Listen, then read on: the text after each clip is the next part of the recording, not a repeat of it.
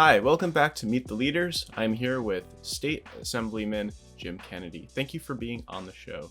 It's great to be here. So my first question is, what are the responsibilities of being a state assemblyman? Well, showing up, first of all, that's one. You're basically processing legislation for the state of New Jersey, which comes down through several sources. Obviously, the governor's at the top of the program, and the Senate and the Assembly. And bills are generated out of those two sources. Sometimes they start in the Assembly, and sometimes they start in the Senate. Sometimes they're encouraged by the governor's office, and the two joint houses are there to fine-tune the complexities of the bills, and then ultimately pass or decline on them. So that's the major effort of the Assembly and the Senate. So what are the current priorities that you have as the state assemblyman? Well, I'm on a couple of committees. I'm on transportation, the environment, and gaming, and the arts, tourism and the arts. And there are three things that I have great interest in. I was the mayor of the city of Rahway for 20 years. I retired in 2010 after serving for quite some time, and we were very much involved in the redevelopment of the city of Rahway. And I had also served as a consultant, at different times of my career. Transportation was one of my major clients, and so that was very familiar background to me. What I do for a living is I'm a redevelopment consultant, and my consultancy is based around utilizing cultural arts as an economic stimulus. So tourism, gaming, and the arts are close to what I do.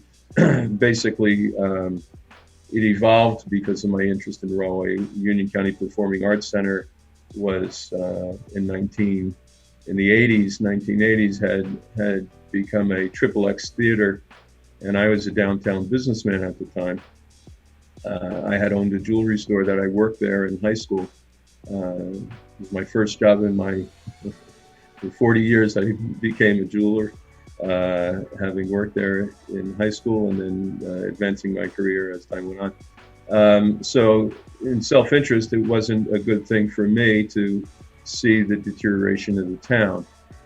At one point in time, there had been 7 jewelry stores in the downtown, and I purchased the last surviving one during that period of time. So the magic years of downtown businesses seemed to be from 1947 to 67, and then there were a number of things, including the growth of malls and controlled spaces, that had changed those dynamics.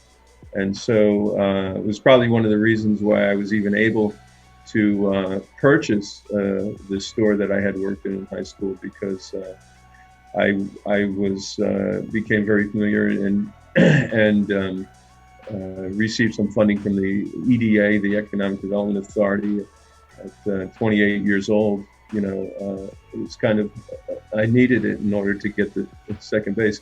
And the Small Business Administration, which is the national component, I had gotten my initial funding through them, and that's how I got into business. So my experience in government was basically by doing it, and as a young fella that wanted to become a jeweler in the industry. So I did that for 40 years and retired, and I used the skills that I developed over the time I had been.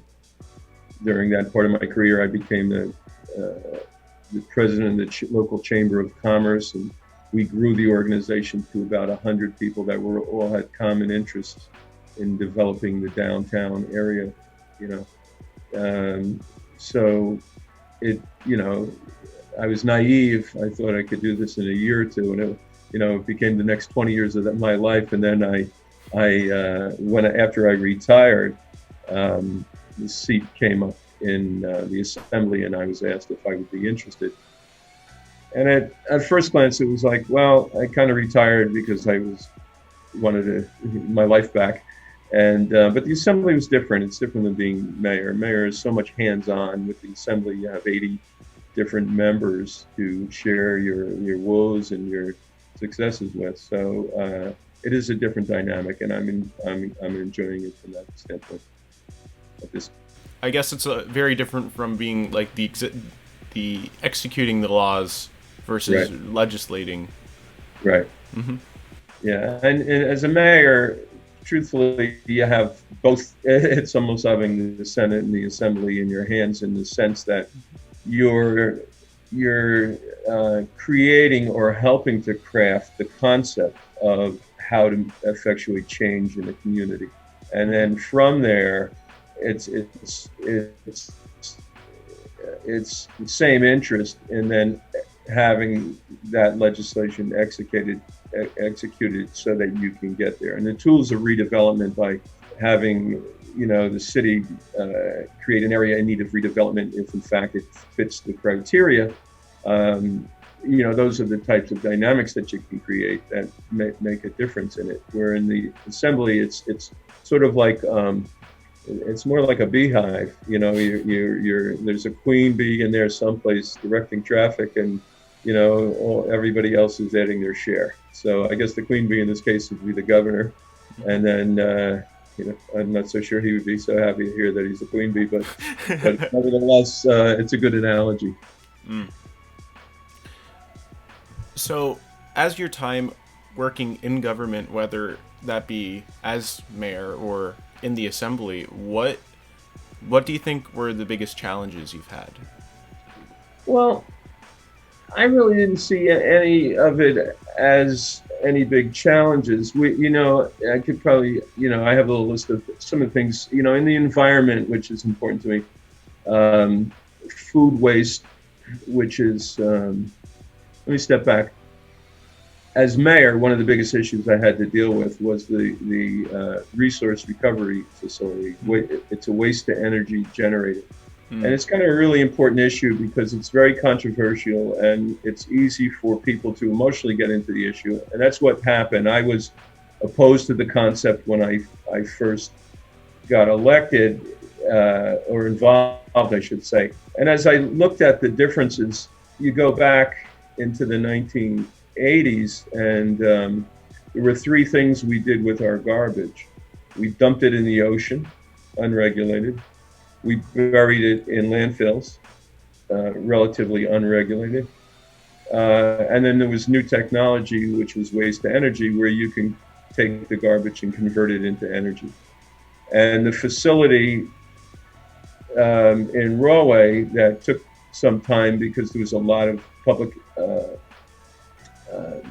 concern, I would say, over it. But when you pedaled through the issues, it became obvious that what are the alternatives? So Jim Florio was the governor at the time, and he did a cease and desist on the ocean stuff, which was a no-brainer. It's amazing that people were still doing that sort of thing. So that meant the competition was landfills, and there's probably a place for both of them. However, the landfills are not regulated to the level that the resource recovery facilities are, where there's monitors. It's actually it's plugged into the DEP on a 24/7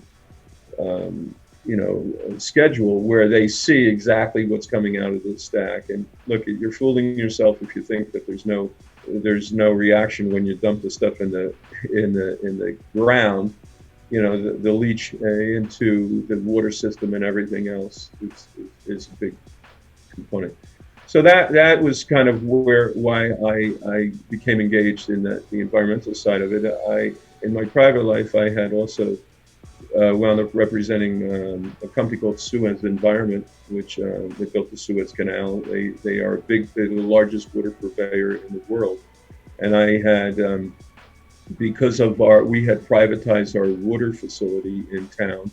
It was a great cost savings to the city, and it was we brought our standards up much higher. This is a company that does this for a living, as opposed to an elected official hiring maybe somebody who he knows or needs a job in a water utility that may not always have the criteria that you're looking for, where a large company selects people on a different basis than local municipalities. So the privatization gave us upgrades, and we were able to improve our water quality and things of that sort. So through that, I had been asked by the company to represent them, and I did in the World Water Forums. I was the vote for the United States in Mexico City, which was kind of a great,